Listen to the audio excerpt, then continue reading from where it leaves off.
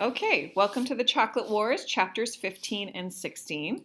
Ashley is here with me today, and she's going to help me do the vocabulary and the story questions on chapters 15 and 16. So you may hear her voice now and then in the recording, and just know that's who's here and what we're doing. So we know at this point that Jerry has been refusing to sell the chocolates. And what we don't know is what's going to happen to him for doing this.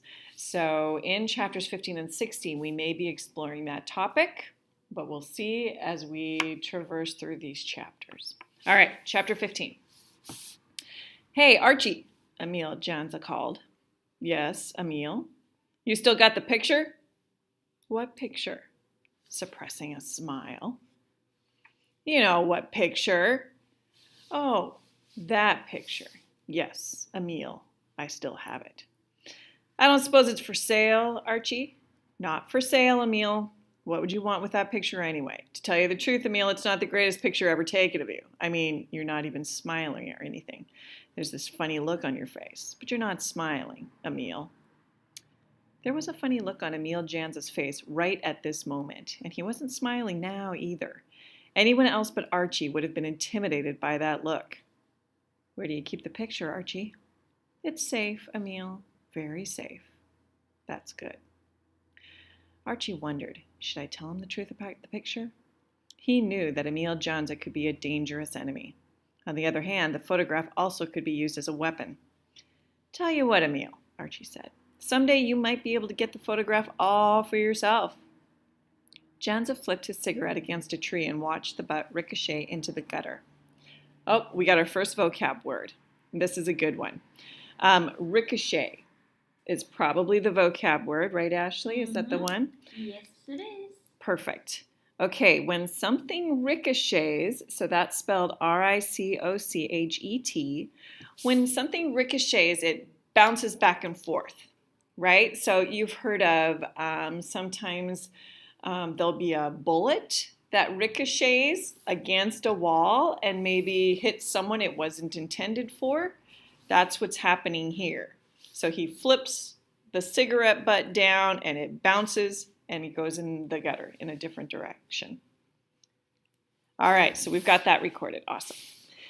He withdrew a package from his pocket, discovered it was empty, and tossed it away, watching the breeze move it along the sidewalk. Emil Janza didn't care about keeping America beautiful. How can I get the photograph, Archie? Well, you won't have to buy it, Emil. You mean you'd give it to me? There must be a catch, Archie. There is, Emil, but nothing you can't handle when the time comes. You let me know when the time comes, okay, Archie? Emil asked, giggling his foolish giggle. You'll be the first to know, Archie said. The tone of their conversation had been light, bantering, but Archie knew that Emil was deadly serious underneath. Archie also knew that Janza would be willing to practically murder him in his sleep to get his hot hands on the picture. And the terrible irony, there was no picture after all. Archie had merely taken advantage of a ridiculous situation. What happened was this. Archie had cut a class and glided through the corridor, evading the brothers. Moving past an open locker, he'd spotted a camera dangling from one of the coat hooks. Automatically, Archie had taken the camera. He wasn't a thief, of course. He figured he'd merely abandon it somewhere so that the owner, whoever he was, would have to chase around the school looking for it. Stepping into the men's room to grab a quick smoke, Archie had pulled open the door to one of the stalls and confronted Janza sitting there, pants dropped on the floor, one hand furiously working between his legs. Archie lifted the camera and pretended to take a picture, yelling, "Hold it!" Beautiful, Archie had called. All right, that's embarrassing, right? So he caught the guy in the bathroom doing something he maybe shouldn't have been or was at least very private. And now Archie is pretending to have this picture and hold it against Janza. Yeah, now I know why Emil is not happy with Archie. And Ashley gets it too. All right. Janza had been too shocked and surprised to react quickly. Well, of course, if someone's going into the bathroom and taking personal pictures of you, that's awful. All right. I don't want to think about that too much. By the time he had recovered, Archie was at the doorway, poised to flee if Janza made a move. Better hand over that camera, Janza called. If you're going to jack off in a toilet, at least lock your door, Archie taunted. The lock's broken, Emil replied. All the locks are broken. Well, don't worry, Emil. Your secret is safe with me. Now Janza turned from Archie and spotted a freshman hurrying across the street, evidently worried because he was afraid of being late for classes. It took a year or two to develop the timing that allowed you to linger until the last possible moment at the doorway. Hey, freshman, Janza called. The kid looked up, panic-stricken, when he saw Janza. Afraid you're going to be late? The kid gulped, nodding his head. Have no fear, freshman. The final whistle blew. Exactly 45 seconds to make it to homeroom. Oh, okay, we got a vocab word. Let's go back. Was it here? Mm-hmm. Panic-stricken? Mm-hmm. Okay, so that's our next word, panic-stricken. And the kid looked up, panic-stricken, when he saw Janza. So when you're panic-stricken, you are scared to death, right? That kid is feeling panic, right? I'm going to be late to class. I'm going to get in trouble. Who knows who his teacher is? If it's Leon, he really is in trouble. So when panic-stricken means that you can see it on his face. He is struck with that fear, that panic. All right, so that's what's going on with the kid. So the final whistle just blew. Okay, I'm all out of cigarettes, Emil declared, patting his pockets. Archie smiled, knowing what Janza planned. Janza considered himself a candidate for the vigils, and he was always trying to impress Archie. What I'd like, kid, is for you to run over to Baker's and buy me a pack of cigarettes. I haven't got any money, the boy protested, and I'll be late for school. That's life, kid. That's the way it goes. Heads I win, tails you lose. If you haven't got the money, steal the smokes or borrow the money. Just meet me at lunch with the cigarettes, any brand. Emil Janza's not fussy. Tossing in his name so that the kid would know who he was dealing with in the event he hadn't been tipped off about Emil Janza. Archie lingered, knowing he was flirty with a tardy rap, but he was fascinated by Janza, crude and gross as he was. The world was made up of two kinds of people, those who were victims and those who victimize. There was no doubt about Janza's category. No doubt about himself either. And no doubt about the kid taking off down the hill, tears spilling onto his cheeks as he turned away. Excuse me. He's got the money, Archie, Emil said. Don't you figure he's got the money and he was lying through his teeth? I'll bet you also kick old ladies down the stairs and trip cripples on the street, Archie said. Janza giggled. The giggle chilled Archie, who himself was considered capable of hurting little old ladies and tripping cripples. So one of the things I want to talk about in this section is Archie says the world was made up of two kinds of people, those who were victims and those who victimized. I want to talk about some of the characters that we've met in this story so far and figure out, are they victims or are they victimized? All right, so let's make a list, and we'll do the characters on one side, and we'll do whether they're victims or victimized on the other. This is going to be one of our story questions. So Ashley's putting this together right now. And let's start making our list of characters. Good. Okay, so who's one of the first characters? I'm going to go with Jerry. All right, start with Jerry. And Jerry's tricky. Okay, is he a victim or is he victimized? Or I'm sorry, who were victims and those who victimized. So is he a victim or is he someone who victimizes? I think he's a victim. I think you're right. Right? At this point, he's been told by Archie not to sell the chocolates. We never saw that scene, but we can assume so, because I don't know why else he wouldn't sell the chocolates. So he's a victim. He's being bullied. To me, that's what this scene was. It was two guys bullying a freshman, right? Mm-hmm. Okay, so who's our next character? Archie. Archie. Is Archie a victim, or is he someone who victimizes? He's victimizing his friends and kids. Absolutely. He victimizes. He would never be a victim. Mm-hmm. All right, who's our next character? Emil, good one. Okay. So is Emil a victim or is he a victimizer? Kind of tricky. I think he's kind of both in some ways. Why do you say he's both? That's an excellent response. Well, he is a victim when it comes to Archie, because I mean he's blackmailing him. Uh-huh. But he's also victimizing along with Archie to have the kid, like the freshman, do what he wants for him. Excellent. Yes, he is both. So that's a tricky one. Mm-hmm. I mean, we just saw him bully the freshman, so we know he victimizes. But he is being blackmailed by Archie. And Archie doesn't even have a picture of him, but he doesn't know that. Mm-hmm. So he's both. Good. All right, let's do one more character. Leon. Leon. Ooh, good one. Okay, so the teacher, Leon. Again, is he a victim or is he victimizing?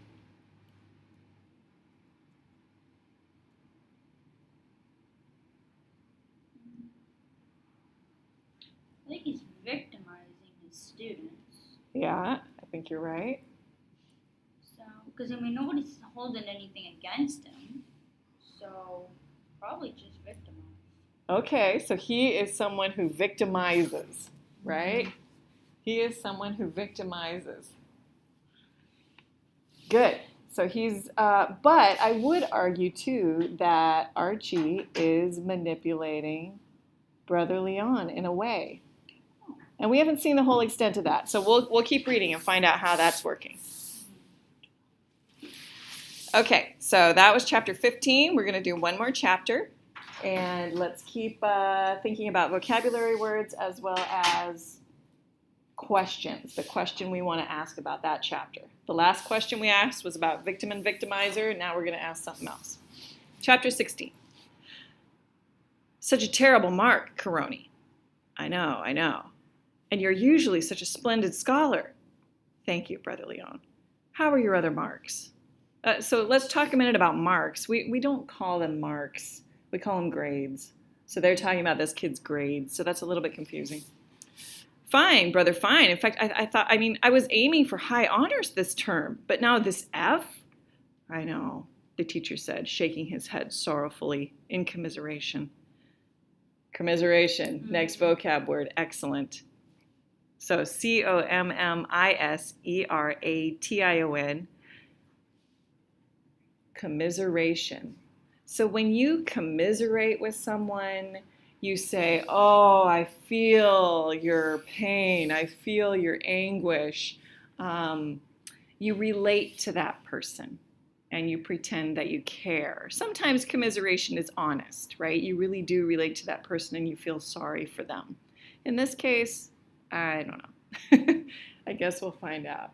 Okay, so you feel sorry for that person and you understand their frustration. Okay, Caroni was confused. He had never received an F before in his life. In fact, he had seldom received a mark lower than an A.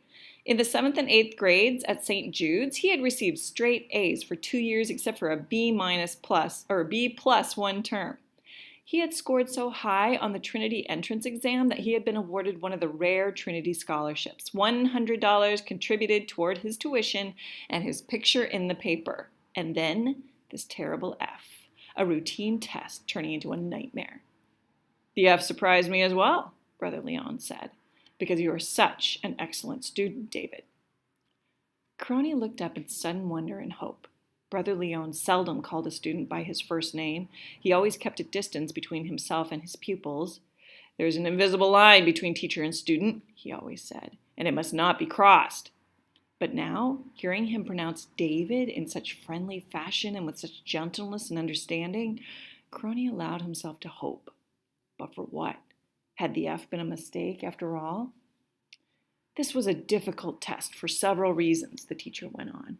One of those exams where the wrong, subtle interpretation of the facts made the difference between pass and fail. In fact, that was it exactly, a pass-fail test. And when I read your answer, David, for a moment I thought it was possible that you had passed. In many respects, you were correct in your assertions. But on the other hand, his voice trailed away. He seemed deep in thought, troubled. Caroni waited. A horn blew outside, the school bus lumbering away. He thought of his father and mother and what they would do when they learned of the F. It would drag down his average. It was almost impossible to overcome an F, no matter how many other A's he managed to make. One thing students don't realize, David, Brother Leon went on, speaking softly, intimately, as if there were no one in the world except them, as if he had never talked to anyone in the world the way he was talking to David at this moment.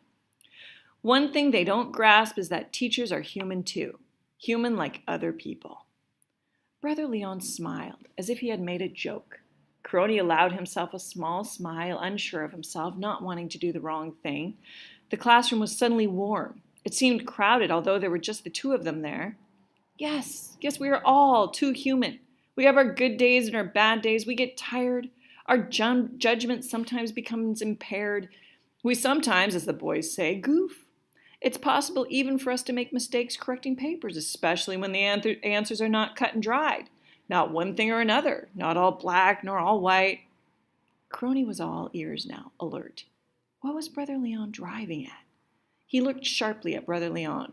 The teacher looked as he always did, the moist eyes that reminded Caroni of boiled onions, the pale, damp skin, and the cool talk, always under control. He held a piece of white chalk in his hand like a cigarette, or maybe like a miniature pointer. Did you ever hear a teacher admit that it's possible for him to make a mistake, David? Ever hear that before? Brother Leon asked, laughing. Like an umpire saying he made the wrong call, Caroni said, joining in the teacher's little joke. But why the joke? Why all this talk of mistakes? Yes, Leon agreed. No one is without error, and it's understandable. We all have our duties, and we must discharge them. The headmaster is still in the hospital, and I take it as a privilege to act in his behalf. Besides this, there are the extracurricular activities, the chocolate sale, for instance. Brother Leon's grip was tight on the piece of chalk. Caroni noticed how his knuckles were almost as white as the chalk itself. He waited for the teacher to continue, but there was only silence. Caroni watched the chalk in Brother Leon's hand, the way the teacher pressed it, rolled it, his fingers like the legs of a pale spider with the victim in their clutch. But it's all rewarding, Leon went on. How was it that his voice was so cool when the hand holding the chalk was so tense, the veins sticking out as if threatening to burst through the flesh? Rewarding? Caroni had lost the thread of Brother Leon's thought. The chocolate sale, Leon said, and the chalk split in his hand.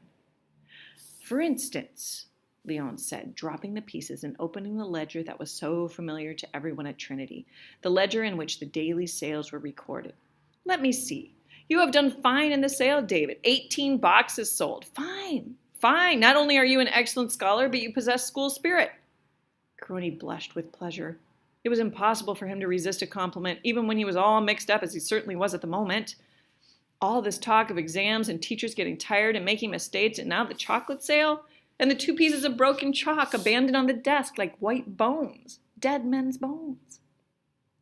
If everyone did his part like you, David, the sale would be an instant success. Of course, not everyone has your spirit, David. Caroni wasn't sure what tipped him off. Maybe the way Brother Leon paused at this point, maybe the entire conversation, all of it off-key somehow, or maybe the chalk in Brother Leon's hands, the way he had snapped it in two while his voice remained cool and easy, which was the phony thing, the hand holding the chalk, all tense and nervous, or the cool, easy voice. Take Renault, for instance, Brother Leon continued. Funny thing about him, isn't it? And Caroni knew. He found himself staring into the moist, watchful eyes of the teacher, and in a blinding flash he knew what this was all about, what was happening, what Brother Leon was doing, the reason for this little conversation after school. A headache began to assert itself above his right eye, the pain digging into his flesh, migraine. His stomach lurched sickeningly. Were teachers like everyone else then? Were teachers as corrupt as the villains you read about in books or saw in movies and television? He had always worshipped his teachers, had thought of becoming a teacher himself someday if he could overcome his shyness. But now this. The pain grew in intensity, throbbing in his forehead. Actually, I feel really bad for Renault, Brother Leon was saying. He must be a very troubled boy to act this way. I guess so, Caroni said, stalling, uncertain of himself and yet knowing really what Brother Leon wanted. He had seen Brother Leon every day in the classroom calling out the names and watched him recoil as if from a blow when Jerry Renault, continued to refuse the chocolates. It had become a kind of joke among the fellows. Actually, Coroni had felt badly for Jerry Renault. He knew that no kid was a match for Brother Leon, but now he realized that Brother Leon had been the victim. He must have been climbing the walls all this time, David thought. Well, David, and the echo of his name here in the classroom startled him. He wondered if he still had aspirin left in his locker. Forget the aspirins, forget the headache. He knew now what the score was, what Leon was waiting to hear. Yet, could he be sure? Speaking of Jerry Renault, Coroni said, a safe beginning, a statement he could draw back from, depending on Brother Leon's reaction. Yes? The hand had picked up one of the pieces of chalk again, and that yes had been too quick, too sudden to allow any doubt. Coroni found himself hung up between choices, and the headache didn't help matters. Could he erase that F by telling Brother Leon simply what he wanted to hear? What was so terrible about that? On the other hand, an F could ruin him. And how about all the other Fs it was possible that Leon could give him in the future? Funny thing about Jerry Renault, Coroni heard himself saying, and then instinct caused him to add. But I'm sure you know about what it's all about, Brother Leon. The vigils, the assignment. Of course, Leon said, sitting back, letting the chalk fall gently from his hand. It's a vigil stunt. He's supposed to refuse to sell chocolates for 10 days, 10 school days, and then accept them. Boy, those vigils, they're really something, aren't they? His head was killing him, and his stomach was a sea of nausea. Boys will be boys, Leon was saying, nodding his head, his voice a whisper. It was hard to tell whether he was surprised or relieved. Knowing Trinity's spirit was obvious, of course. Poor Renault. You remember, Coroni, that I said he must be troubled. Terrible to force a boy into that kind of situation against his will. But it's all over then, isn't it? The 10 days? Why, they're up. Let's see. Tomorrow. He was smiling now, gaily, and talking as if the words themselves didn't matter, but that it was important to talk, as if the words were safety valves. And then Coroni realized that Brother Leon had used his name, but this time he hadn't said David. Well, I guess that's it then, Brother Leon said, rising. I've detained you too long, Coroni. Brother Leon, Coroni said. He couldn't be dismissed at this point. You said you wanted to discuss my mark. Oh, yes, that's right, my boy, that F of yours. Coroni felt doom pressing upon him, but went on anyway. You said teachers make mistakes. They get tired. Brother Leon was standing now. Tell you what, Coroni, at the end of the term, when the marks close, I'll review that particular test. Perhaps I'll be fresher then. Perhaps I'll see merit that wasn't apparent before. Now it was Coroni's turn to feel relief from the tension, although his headache still pounded and his stomach was still upset. Worse than that, however, he had allowed Brother Leon to blackmail him. If teachers did this kind of thing, what kind of world could it be? On the other hand, Coroni, perhaps the F will stand, Brother Leon said. It all depends. I see, Brother Leon, Coroni said. And he did see that life was rotten, that there were no heroes, really, and that you couldn't trust anybody, not even yourself. He had to get out of there as fast as possible before he vomited all over Brother Leon's desk. So, what question do we want to ask of this chapter? What's going to happen to this poor kid? That is an excellent question, Ashley. Let's write it down. Okay, for chapter 16, what is going to happen to Coroni, who works so hard to get good grades and who believes in the goodness of teachers, and he's seeing a teacher in a very rotten and negative light. So what's going to happen to this kid? That's a good question. There's one more question I'd like to ask. He says at the bottom of page 51, he did see life was rotten, there were no heroes really, and that you couldn't trust anybody, not even yourself. Why does he say that about himself? What happened in this moment that he realizes you can't even trust yourself? What did he do? What do you think he's talking about there?